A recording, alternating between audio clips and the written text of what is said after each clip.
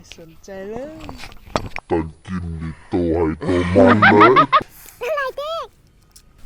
สบายดีมื้อนี้มาพบกับพวกเรา2 คนในซ่อง See You Later ซีซุปเด้อ มินเดอร์ มื้อนี้พวกเราจะมาเฮ็ดเป็นอาหารเป็นแซ่บๆมาแล้วเฮ็ดกินกัน2 คนเนาะมื้อนี้เนาะ อาหารอินเตอร์กับอาหารบาน แม่นว่ามื้อนี้มีเป็นเมนูหยังแน่ที่ว่าเราจะเฮ็ดกิน ๆเป็นขาไก่ เป็ ขาน ไก่ที่เอาให้จะไหนก่อนที่ข้าเจ้าแบบเอามาต้มใส่โคกหั่นน่ะ เป็นเมนู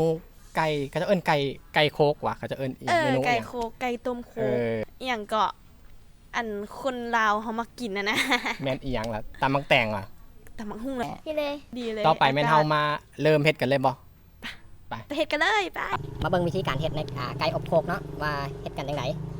ขั้นตอนในการเฮ็ดไก่อบโคกนี่มีหยังแน่ โอเคทำอิดก็จะมีนี่เลยโคกตุกบักใหญ่ที่เราซื้อตุกใหญ่บ่แม่นหยังใดเอาไว้กิน ไว้กินเด้ แล้วในการเกี่ยมไก่นี่เฮาเกี่ยมจังไดเนี่ย ไก่เราจะไปหมักก่อนเดี๋ยวส่วนผสมจะบอกตามหลังเด้อเราไปหมักแล้วเราจะเอาไปทอดให้มันเป็นสีเหลืองแบบเป็นตะแซ่บแบบนี้ โอเค มา ขั้น เริ่ม ตอน กัน ต่อ เล มาย ได้เฮ็ดจังไดเนี่ย ขั้นตอนต่อไปคือไข่โคก โคกมันซ่าอยู่อะ มันไวโพด อ่า มาเปิดหม้อ ต่อไปเฮาก็ ต่อไปก็เป็นการเปิดหม้อเทอะไรก่อนซะโอ้เป็นมะเร็งตายเดี๋ยว มันต้องแซ่บมันต้ ไก่ องเวิร์ก ไก่อบโคกนี่มันสิบ่หวานวะ โบหวานเพราะว่าส่วนผสมของเฮาคือเป็นโคกแต่เฮาจะอบไปจนให้น้ำโคกมันแห้งให้ซึมเข้าไก่คล้ายๆกับไก่บาร์บีคิวบอกว่า ปริมาณน้ำโคกนี่ต้องใส่หลายปานใด ซ้ำนี่แหละซ้ำก็คือเป็นครึ่งหนึ่งของไก่เลยใช่ปะ ครึ่งของไก่เนาะ นั่นแหละ ต่อไปเฮาเปิดหม้อเลย ตามขนาดของไก่โลด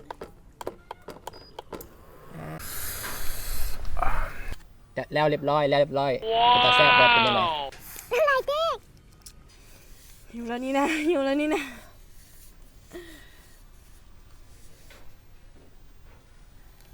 เดี๋ยวก็ความแหละ แมงวันก็หลาย แมงวันก็มาแบบนี้ ยามนี่ จ้า แมงวันก็ยากไปเฮากินเลย เขาซิมกันเด้อไม่สนใจเลย ตอนกินนี่ตัวให้ตัวมันเลย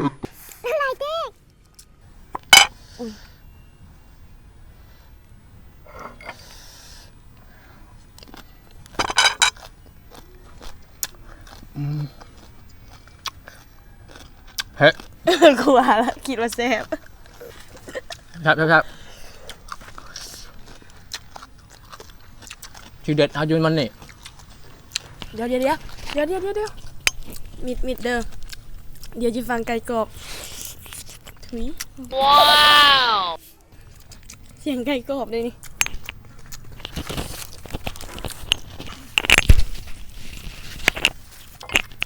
มันจะเป็นเสียงคัก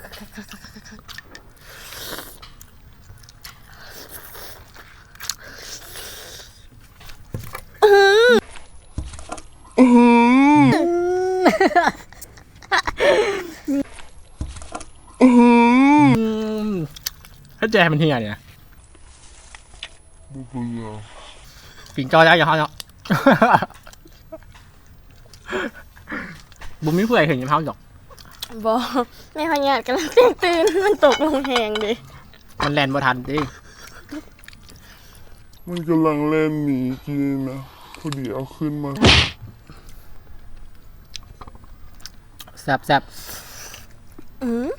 ก็เข้ากันอยู่ได้กินอันไก่โคกกับอันตำบักฮงอ่ะ พอดีเลยตัวนี้มันเป็นอัน ออกหวานๆนะ หวานเค็มๆจากที่เราหมัก แล้วมันจะมาตัดกับสิ่งที่เผ็ดๆของเราเนี่ย เข้ากัน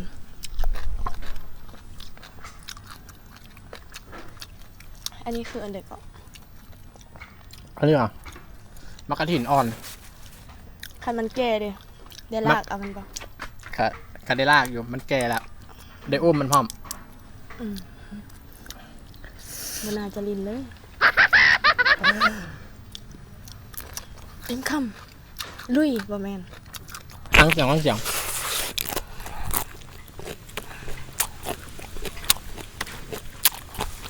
พี่มอง กรอบ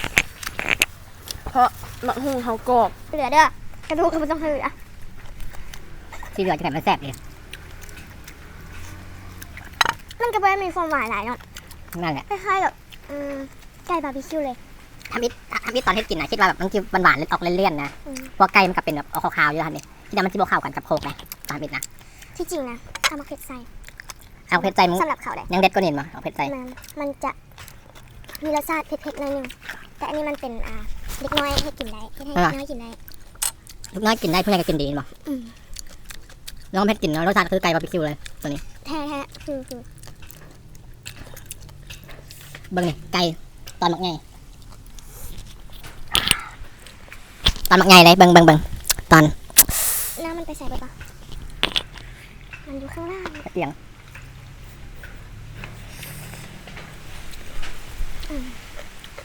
ครบเลยชุดนิ้ว กินแบบลาวๆเนี่ยต้องมันเนี่ยใส่มือเปล่าแบบเนี้ยกินแบบลาวนะ ลมกระพัดเย็นอันนี้มันเสียงอะไรอย่าง จังแพ็ค ก็เลยขึ้นไปไก่ด้วย เผ็ดได้ใจเลย 10 หน่วยพอนี่โป๊ะคิดเบิ่ง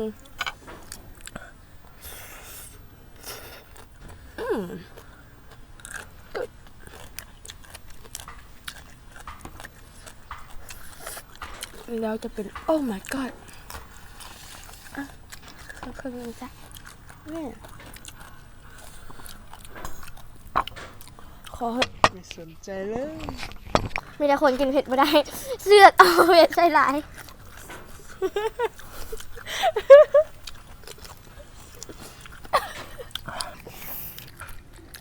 ดีแต่มีไก่โคกเฮามาตัดให้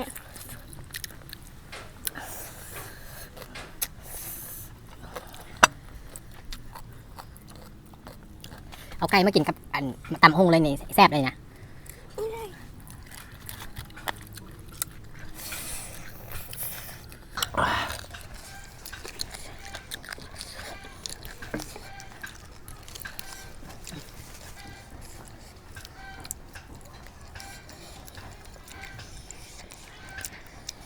คือบ่เผ็ดปะ สรุปโบเฮ็ดมาเนี่ย บ้าปะ จะซุปแอนซุปบาร์เนี่ยเบิ่ง ตามด้วย เบิ่งเลย มักเล่น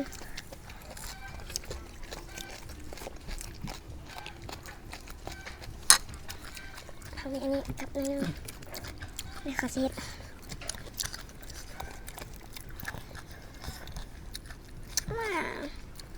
เต็มคำลุยบ่แม่น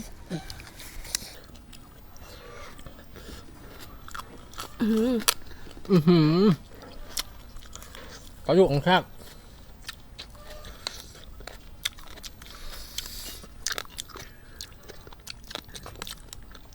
ปลาทุกมักเล่นแตกจำน้ เผ็ด ำ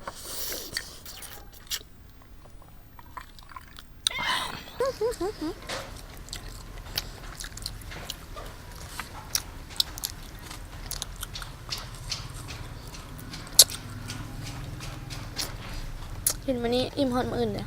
อ่า เงินซื้อข้าวกินบะหมี่แล้วเด้อ แต่ว่าเขาปิดคลิปเลยบอกนะคณะ ทำกันเด้อ ผู้ใดมักคลิปนี้ก็อย่าลืมกดไลค์กดแชร์เนาะ กดไลค์ กดแชร์คลิปนี้ให้แน่ แชร์ อย่าลืมบอกต่อให้มาเบิ่งวิดีโอนี้เติมเจอกัน อยู่ในซ่อง See See you you later later เด้อ เบิ่งเลยให้แน่ ไปแล้ว ขอบใจบ๊ายบาย บ๊ายบาย